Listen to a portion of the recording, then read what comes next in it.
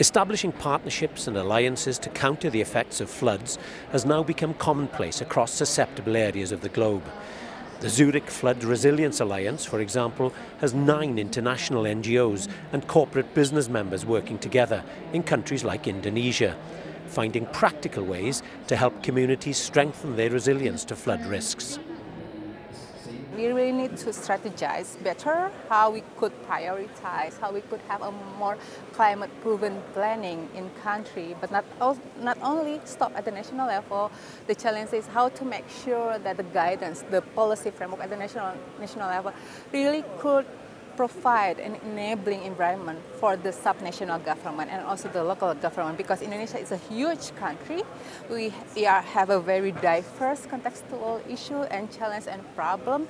So how to help those subnational and the local government to really adopting this national framework into their specific subnational and then local level is another issue. The challenge is the global scientific evidence or development is there, but how to don't scale that climate modeling, climate information into this regional, at the Asia level, national level, and trickle down into the local level is another step that we need to think how to deal with that. In the context of DRR, the conventional DRR, this kind of the slow onset event is something that very lacking and lagging behind, because the existing mechanism cannot really properly address this kind of challenge. If it's an volcano's eruption, that's the geological hazard.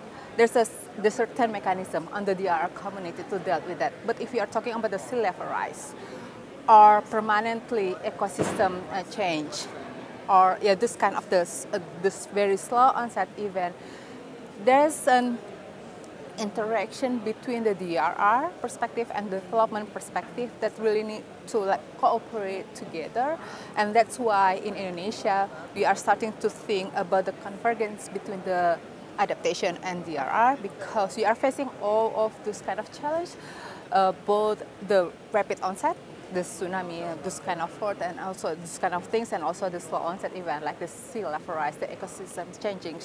And we understand that we need to have a common integrated framework to be able to address for those both.